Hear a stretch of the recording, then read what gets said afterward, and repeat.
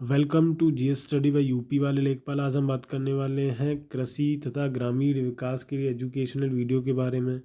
ये वीडियो सारी एग्ज़ाम की दृष्टि से महत्वपूर्ण है, जैसे आपका यूपी लेखपाल हो गया, RO ARO 2022, UP PCS 2022 video वाला, और अदर स्टेट वाले भी देख सकते हैं जो लगातार कृषि से परेशान हैं। उनकी परेशानियों का निदान है ये वीडियो। धीरे धीरे समझेंगे क्या है इसमें। तो पहले शुरुआत करते हैं फसलों उत्पादन से, क्रॉप प्रोडक्शन से। तो फसलों उत्पादन सस्य विज्ञान, कृषि विज्ञान की, यहाँ पे कह रहा है फसल उत्पादन अर्थात क्या है, ये सस्य विज्ञान है, कृषि विज्ञान की वह शाखा है जो फसल के उत्पादन और भूमि के मैनेजमेंट यानी प्रबंधन से संबंधित है। उसे क्या कह रहे हैं हम, सस्य विज्ञान कह रहे हैं। फसलों का वर्गीकरण किया गया है, फसलों का विशिष्ट वर्गीकरण किया है। पहली है कवर क्रॉप्स, यानी कि आवरणीय फसलें जिनको कहेंगे, जो एक तरह से भूमि का आवरण बना लेती हैं, उन्हें क्षरण होने से रोकती हैं। तो ऐसी फसलें जो भूमि को ढक कर रखती हैं तथा भूमि क्षरण से बचाती हैं, इनकी जो जड़ें मिट्टी के अंदर जाल की तरह फैल जाती हैं, जिससे मृदा का कटाव कम होता है। ये कौन कौन सी फसलें हैं, उर्द है, मूंगफली है, पैराग्रास है, शकरकंद है, लोबिया है। तो आपका उर्द और मूंगफली और ये शकरकंद काफ़ी पूछा जाता है, ये क्या कौन सी क्रॉप्स के अंतर्गत आता है। तो ये कवर क्रॉप्स के अंतर्गत आता है, जो भूमि क्षरण को रोकता है। यानी काउंटर क्रॉप्स दूसरा है। काउंटर क्रॉप्स समोच्च रेखाओं पर उगाई जाने वाली फसलें, इनका मुख्य उद्देश्य भूमि संरक्षण तथा जल संरक्षण होता है। तो ये काउंटर करती हैं किसके, भूमि क्षरण के विरोध में, और जल का संरक्षण करती हैं। तो इसको क्या कहा है, काउंटर क्रॉप्स। सिंपल है। बॉर्डर क्रॉप्स तीसरा है, इसको गार्ड क्रॉप्स भी कहते हैं। ये क्या है, एक रक्षा है, रक्षा करती है। कैसे करती हैं, कुछ फसलें खेत के बॉर्डर के रूप में या जंतुओं से सुरक्षा के रूप में उगाई जाती हैं। बाड़ बना दी जाती है फसलों की, जिससे कोई जंतु अंदर प्रवेश ना कर सके। ये हवा की गति को भी कम कर देती हैं, जिससे फसल में नुकसान कम हो।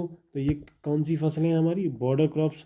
जैसे कुसुम की फसल कांटेदार है, जो चना की फसल होती है, उसके चारों ओर कुसुम की फसल बो दी जाती है, जिससे कि पशु अंदर प्रवेश नहीं करते। चौथा है आपका कैश क्रॉप्स, नकदी फसलें कहते हैं। कैश क्रॉप्स बिक्री कर तुरंत मुद्रा प्राप्त करने के लिए उगाई जाती हैं। तुरंत आपको ज़रूरत है पैसे की, तो आप लंबा इंतज़ार करके, बाज़ार के चढ़ने का इंतज़ार ना करके, आप उनको फसल कटते ही बाज़ार में ले जाते हैं और आप उचित दाम प्राप्त करते हैं। तो ये क्या है, आपकी कैश क्रॉप्स नकदी फसलें हैं।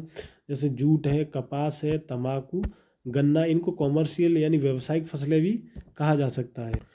यहाँ देखेंगे कैच क्रॉप्स के बारे में बात करें या इमरजेंसी क्रॉप्स के बारे में, जब मुख्य फसल असफल सिद्ध होती है।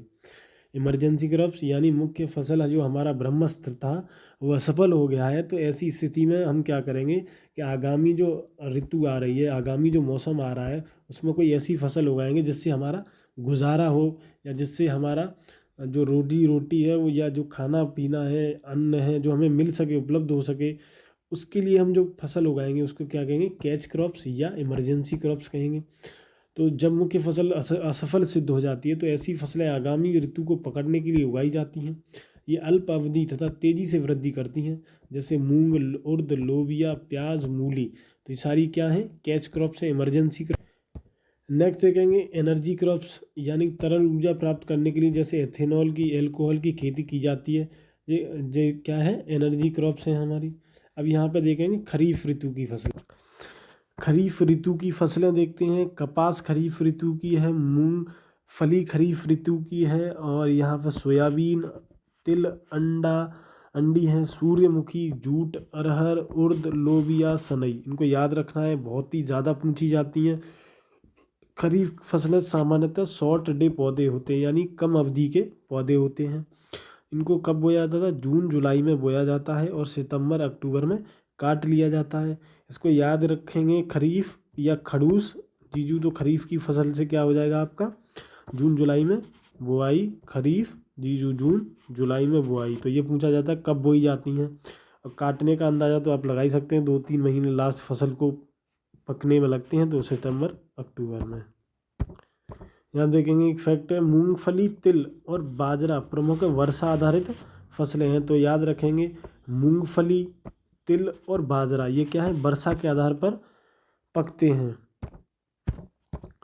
रबी ऋतु की कौन कौन सी फसलें हैं? ये अक्टूबर नवंबर में बोई जाती हैं, अप्रैल मई में कटाई कर दी जाती है। चना, मटर, मसूर, सरसों, अलसी, कुसुम, तंबाकू, गेहूं, बरसीम, लहसुन, ये क्या है? हमारी रबी ऋतु की फसलें हैं। ये सामान्यतः लॉन्ग डे पौधे हैं, यानी लंबे उम्र के पौधे हैं। अब बात करेंगे फसल चक्र, क्रॉप रोटेशन, फसलों का रोटेशन यानी हेरा फेरी की जाती है, इसको क्या कहते हैं? फसल चक्र। किसी निश्चित क्षेत्र में एक नियत अवधि में फसलों का इस क्रम में उगाया जाना कि उर्वरा शक्ति का कम से कम ह्रास हो, फसल चक्र कहलाता है। किसी एक निश्चित क्षेत्र में हम फसलों को लगातार बदलते रहते हैं, कभी गेहूँ, कभी धान, कभी आलू, तो इसको क्या कहेंगे हम? एक तरह से फसल चक्र कहा जाएगा। इसको क्या कहा जाएगा? फसल क्रॉप रोटेशन कहा जाएगा। फसल चक्र के मूल सिद्धांत बहुत पूछा जाता है। इस बार ये ROAR में आया है, इसमें से एक सवाल ROAR में आया है, 2021 वाले ROAR में, यूपी ROAR में आया है। कम गहरी जड़ वाली फसलों के बाद उथली जड़ वाली फसल उगानी चाहिए, जैसे अरहर के बाद गेहूँ। अरहर के बाद गेहूँ यानी कम गहरी जड़ वाली फसलों के बाद उथली जड़ वाली फसलें उगानी चाहिए। दलहनी फसल के बाद अदलहनी फसल बोनी चाहिए। अधिक खाद व पानी चाहने वाली फसलों के बाद कम खाद व पानी चाहने वाली फसलों को उगाना चाहिए। तो ये तीनों ही सिद्धांत इसके महत्वपूर्ण हैं। नॉर्मली हर एग्ज़ाम में पूछता है फसल चक्र के क्या लाभ होते हैं, या फसलों को बदलने से क्या लाभ होते हैं, या फसल की हेरा फेरी करने से क्या लाभ होते हैं। ये हमने आपको टेस्ट सीरीज़ में करा दिया है सवाल। तो फसल चक्र के लाभ क्या हैं? एक तो मृदा की उर्वरा शक्ति बनी रहती है, रोग कीट खरपतवार के नियंत्रण में सहायता मिलती है, मृदा के क्षरण से रक्षा होती है, मृदा में नाइट्रोजन की मात्रा पर्याप्त बनी रहती है, मृदा की उर्वरकता लगातार बनी रहती है, घरेलू एवं बाजार मांग की पूर्ति होती है, क्योंकि मृदा की उर्वरकता बनी रहेगी तो उत्पादन अधिक होगा, जिससे घरेलू बाजार की मांग और पूर्ति होती रहेगी। या फसल चक्र दिया है, कोई एक वर्षीय है, कभी कभार पूछता है चरी और बरसी में है। यहाँ दूसरा है धान गेहूँ, ये फसल चक्र है, धान के बाद गेहूँ, गेहूँ के बाद मूंग, मूंग के बाद धान, धान के बाद गेहूँ, ऐसे चलता रहेगा क्रम। द्विवर्षीय है कपास, मटर, परती और गेहूँ। अब यहाँ पर देख रहे हैं कौन कौन सी एरिया में कौन कौन से फसल चक्र अपनाए जाते हैं। तो हमारे एग्जाम की दृष्टि से कौन सा महत्वपूर्ण है? पश्चिमी उत्तर प्रदेश, जिसमें फसल चक्र क्या है? धान और गेहूँ। कई बार पूछा जा चुका है एग्जाम में, धान और गेहूँ। यहाँ देखें खरीफ फसलों में 50% NPK, नाइट्रोजन, फास्फोरस और पोटेशियम तत्व जीवांश खाद से, यानी कि ये जीवांश खाद गोबर खाद से, जिसको हम बोलते हैं बायो फर्टिलाइजर, जैविक खाद बोल सकते हैं। और 50% किससे आएगा? आपका उर्वरक से दिया जाना चाहिए। यहाँ बात करते हैं सस्यन प्रणाली यानी क्रॉपिंग सिस्टम क्या होता है। क्रॉपिंग सिस्टम क्या होता है? एक निश्चित वातावरण में हम क्या करते हैं, जितने भी हमारे पास संसाधन होते हैं उनका पूर्ण उपयोग करते हैं, और जिससे क्या करेंगे, हम अधिक से अधिक उत्पादन प्राप्त करने की कोशिश करेंगे, जिससे हमारी आय में वृद्धि होगी। तो किसी निश्चित वातावरण में उपलब्ध संसाधनों से आय प्राप्त करने हेतु अपनाया गया सस्यन क्रॉप पैटर्न तथा इसका प्रबंधन सस्यन प्रणाली कहलाती है। क्रॉप पैटर्न और उसका मैनेजमेंट, इसको क्या कहेंगे हम? सस्यन प्रणाली या क्रॉपिंग सिस्टम। सस्यन प्रणाली का मुख्य उद्देश्य क्या होता है? सभी संसाधनों तथा भूमि, जल और सौर विकिरणों का समुचित उपयोग करना, उसके उपयोग से अधिक उत्पादन प्राप्त करना, ये क्या है? सस्यन प्रणाली का उद्देश्य है। तो ये कई बार पूछा जाता है कि सस्यन प्रणाली का क्या यूज है। सस्यन प्रणाली का मुख्य उद्देश्य क्या है? सभी संसाधनों का पूर्णतः उपयोग करना और अधिक से अधिक लाभ या उत्पादन प्राप्त करना। यहाँ देखेंगे एकल कृषि मोनोकल्चर क्या होता है? किसी निश्चित भूमि पर एक ही फसल बारंबार खेती एकल कृषि कहलाती है। फसल की बारंबार खेती करना, जैसे एक वर्ष में 3 बार राइस कर दिया आपने, राइस राइस राइस, यानी चावल की खेती लगातार कर दी। आप क्रॉप पैटर्न फॉलो नहीं कर रहे हैं, लगातार आप एक ही खेती कर रहे हैं, तो ये क्या है? आपका मोनोकल्चर क्या है? एकल कृषि है। इसकी सस्य गहनता यानी कि सघनता क्या होती है? 100% होती है। कई बार पूछता है। अब देखिए एकल सस्यन क्या होता है? निश्चित मोनो सिस्टम क्या होता है? एक भूमि पर एक ही फसल उपजाना एक सस्यन कहलाता है। एक वर्ष में धान उगाना, केवल एक फसल यानी पूरे एक वर्ष में केवल धान की खेती की जाए तो उसे क्या कहेंगे हम यहाँ पर? एकल सस्यन की बात करेंगे। यहाँ एकल सस्यन कहलाता है एक वर्ष में एक ही फसल, केवल धान। अब बात करेंगे यहाँ फसल सघनता की। फसल सघनता क्रॉप इंटेंसिटी क्या होती है? फसल सघनता इंटेंसिटी यानी उसका घनापन कितना होगा।